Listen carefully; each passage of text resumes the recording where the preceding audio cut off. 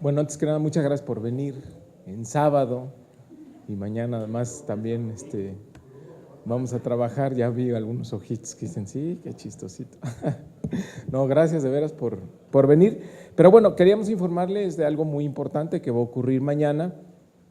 Estamos citando ya a continuar la reunión de Comisiones Unidas de Puntos Constitucionales del Distrito Federal y de Estudios Legislativos, que, como ustedes recordarán, hace un año exactamente, hoy se dejó pendiente esa reunión, se dejó la convocatoria abierta y pues hace un año pues ya no hubo tiempo de regresar, completar el dictamen y pasarlo al Pleno. Se cerró el periodo sin que hubiera reforma política de la ciudad. Afortunadamente, este año ha sido muy difícil, ha sido un año de largas negociaciones entre todos los partidos políticos, pero como les había adelantado desde hace algún tiempo, pues ya existe un gran acuerdo sobre la reforma política de la ciudad. Evidentemente, como en todos los asuntos, habrá algunas diferencias, algunos pequeños detalles, pero que ya no podemos posponer más. Es decir, podemos ya dictaminar, señalar esas diferencias, encorchetarlas, como normalmente decimos aquí en las cámaras, y que se discutan en el Pleno. Entonces, la ruta a seguir será mañana a las 3 de la tarde, están convocadas las Comisiones Unidas, Puntos Constitucionales, Estudios Legislativos y Comisión del Distrito Federal para votar el dictamen en comisión y que pase a primera lectura en la sesión que tenemos en el Senado mañana a las 5 de la tarde. De tal manera que el lunes, en nuestro último día de sesiones, se discutiría, se debatiría ya el dictamen y se aprobaría en el Pleno del Senado de la República. Con esto el Senado pues cumpliría con esta tarea, con esta misión que nos propusimos en la Comisión del Distrito Federal desde que fue instalada, que en esta legislatura completáramos por fin la reforma política de la ciudad. Entonces, esa será la ruta. Lo que sigue para reforma, bueno, tendrá que ir a la Cámara de Diputados, tendrá que aprobarse en Cámara de Diputados, si no hay cambios y ya no regresa al Senado, entonces tendría que aprobarse por las legislaturas estatales, porque es una reforma constitucional. Una vez que se tenga esta reforma aprobada por 16 legislaturas, entonces ya se declararía la reforma constitucional. Esa sería la ruta y empezaría a tener efectos en la Ciudad de México. Hay que decir que por los tiempos en los que estamos y por la trascendencia y magnitud de lo que va a detonar la reforma política, muchas de sus disposiciones, muchas de las cuestiones que está tratando la reforma van a empezar a cobrar vigencia a partir del 2018. Entonces, es una buena reforma para la ciudad y va a lograr la ciudad por fin tener su autonomía, va a ser una entidad federativa con la consideración de ser la capital de la República y sede de los poderes federales. La Asamblea Legislativa será un congreso local que podrá formar parte del constituyente, es decir, cuando se reforme la Constitución, pues los habitantes de la Ciudad de México ya van a poder opinar a través de su órgano representativo, que será su congreso local. El Poder Judicial tendrá las mismas atribuciones que tienen el Poder Judicial en los estados de la República, lo mismo que el Ejecutivo tendrá pues plenas facultades y capacidades como la tienen los gobernadores. Se reconoce la condición de capitalidad, lo cual es un avance importante para establecer fondos que pues reconocen el costo de la ciudad de ser la capital de la República. También se reconoce pues esta nueva realidad urbana, esta relación necesaria que debemos tener con los municipios del Estado de México, con un municipio de Hidalgo. Hay una base constitucional por primera vez para que haya una coordinación metropolitana, lo cual va a ser una gran diferencia en la forma de relacionarse de la ciudad con el Estado de México, y también será aplicable para el resto de las zonas metropolitanas del país. Una base constitucional para establecer relaciones de coordinación metropolitana. Hay una evolución muy importante, y yo creo que esto es de los temas más relevantes para la ciudadanía, que es cómo cambia el tercer nivel de gobierno, de tener ahora delegaciones unipersonales gobernadas de manera personal por el delegado, sin ninguna participación ciudadana.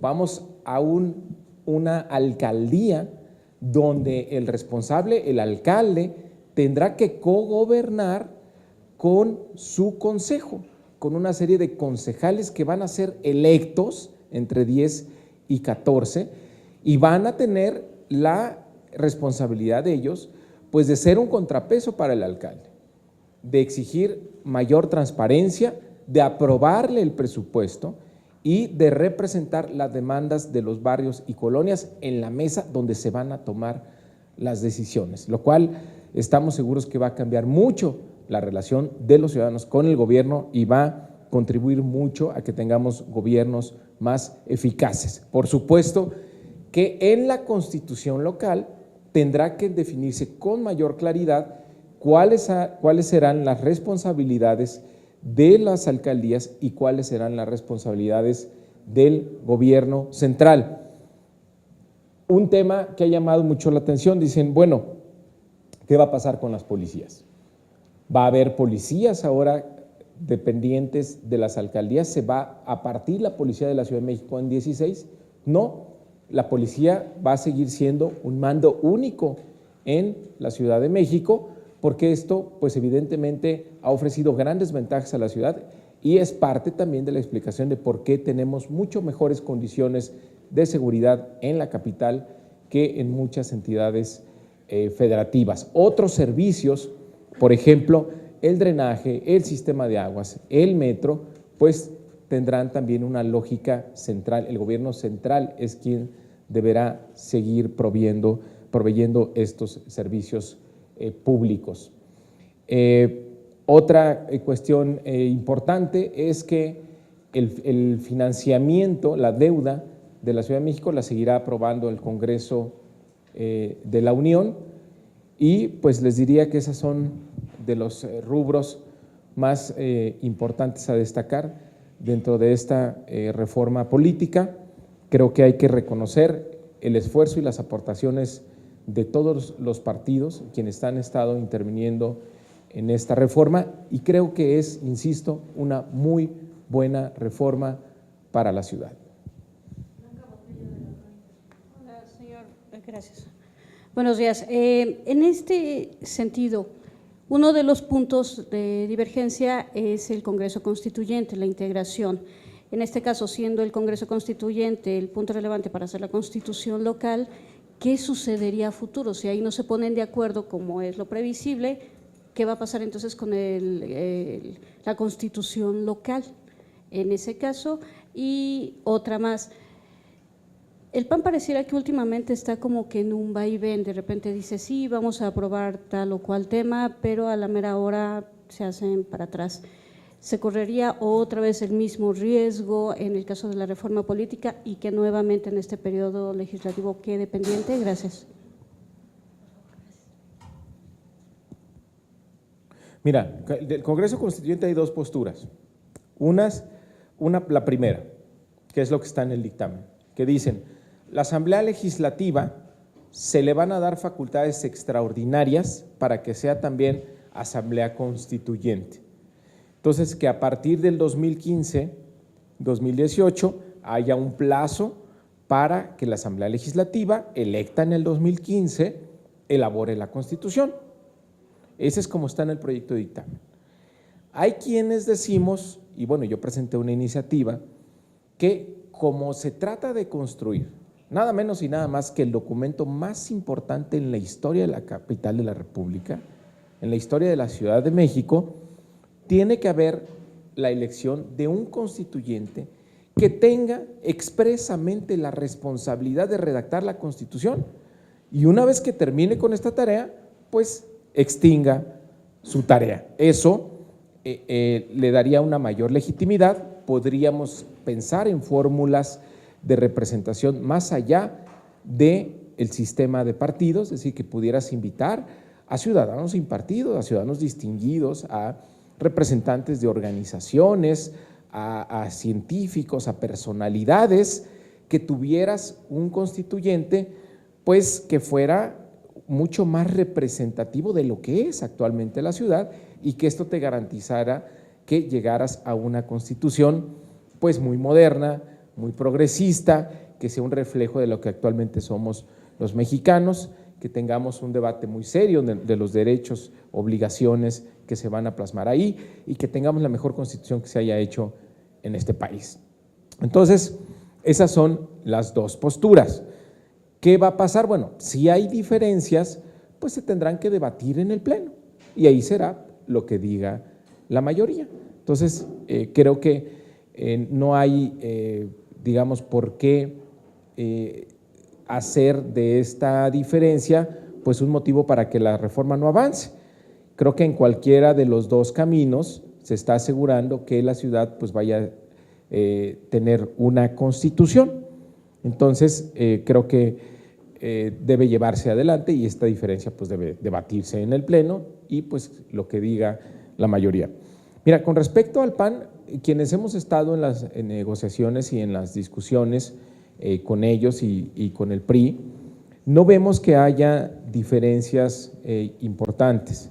Para el PAN ha sido un tema fundamental definir o darle más alcance a la capacidad de ejecución, de gobierno, de acción por parte de las alcaldías. Ahí lo que te diría es que el avance fundamental y lo que va a ser la gran diferencia con respecto de lo que tienes ahora, ya se logró, que es darles la autonomía presupuestal.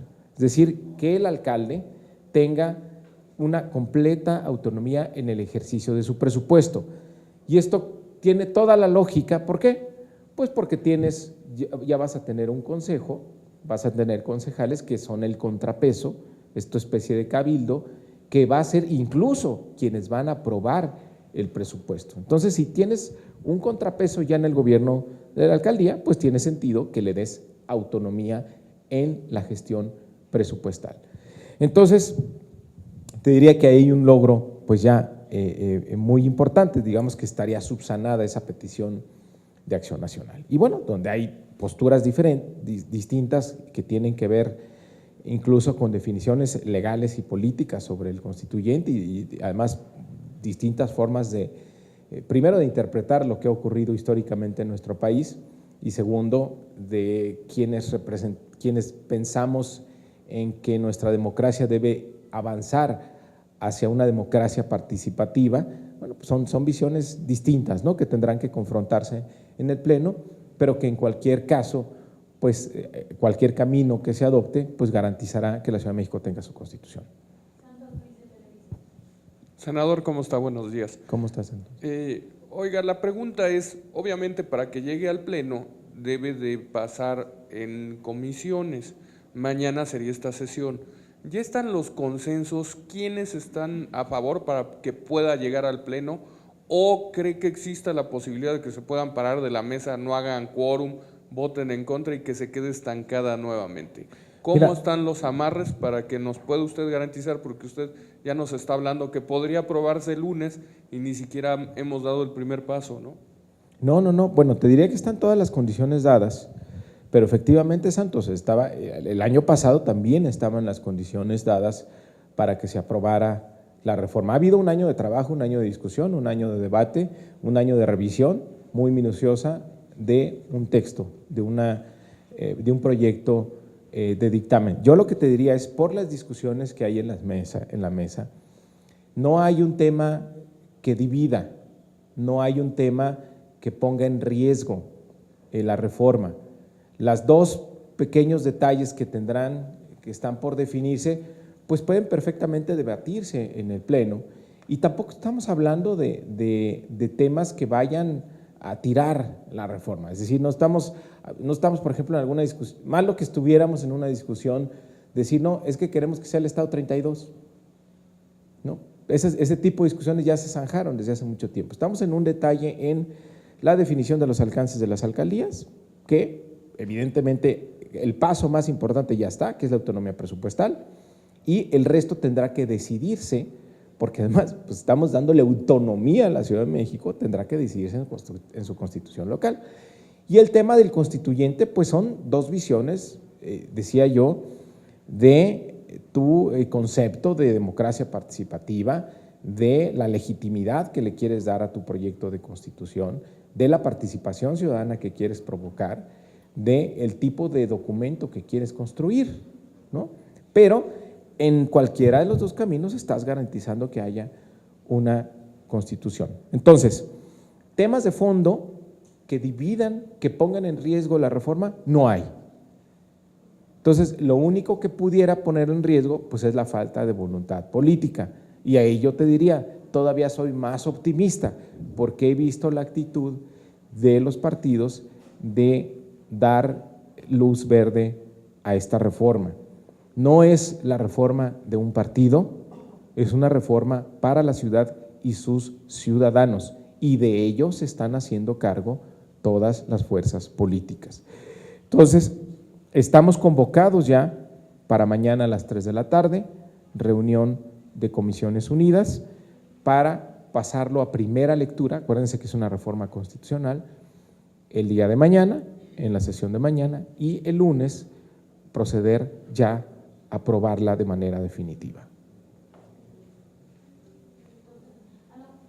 ¿Me permite otra pregunta más? Me interesa su opinión sobre el fiscal anticorrupción, que ya el PAN ayer anunció que no lo van a aprobar, que porque no hay una ley fuerte que respalde al que sería el nuevo fiscal anticorrupción, entonces que pues quedaría para mejor ocasión. ¿Qué opina de esto? Sobre todo siendo un personaje importante ante la situación que vive el país. Mira, el PRD, el grupo parlamentario del PRD, siempre ha insistido en que el tema de la corrupción en México debe abordarse de manera sistemática. Tienes que construir un sistema anticorrupción, tienes que construir un circuito para permitir que nadie se escape en el tema de la corrupción. Y no basta con nombrar a un fiscal que finalmente va a depender del procurador, un fiscal que podrá el procurador pues nombrarle a sus administrativos e incluso removerlo, sí le da cierta legitimidad que lo apruebe el Congreso, pero la verdad es que estamos poniendo demasiadas expectativas en un fiscal que va a tener muy poco margen de acción.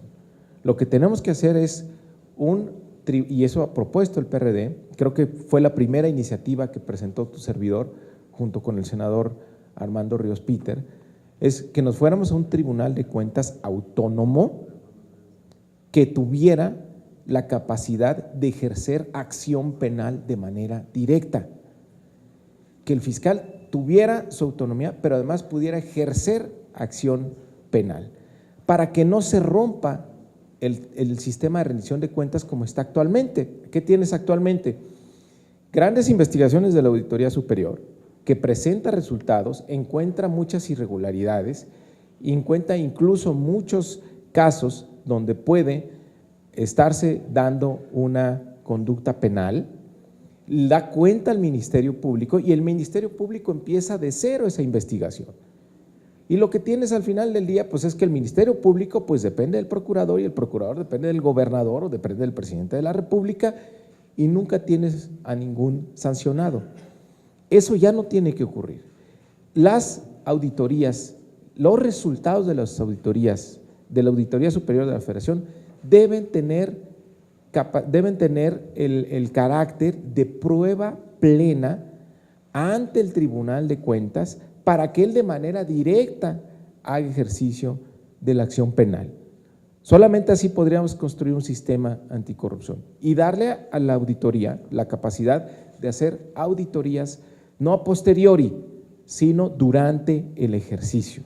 Y una cosa más que nosotros estamos proponiendo, que es la figura de extinción de dominio, no utilizarla solamente para temas de delincuencia organizada, sino también extender su uso para ante casos de corrupción. Que cuando haya la sospecha de que los ingresos de un servidor público no correspondan con sus activos, puedas extinguirle el dominio de esos activos, es decir, puedas prácticamente confiscarle esos activos hasta que te demuestre que los adquirió de manera ilícita. Es decir, esta figura que se utiliza para delincuencia organizada, utilizarla también para casos de corrupción. Y también, evidentemente, para servidores públicos, pero también, evidentemente, para empresas que pudieran estar involucradas. Aplicar la figura de extinción de dominio. Solamente así podrías avanzar en el tema de la corrupción. Bueno, gracias. Muchas gracias.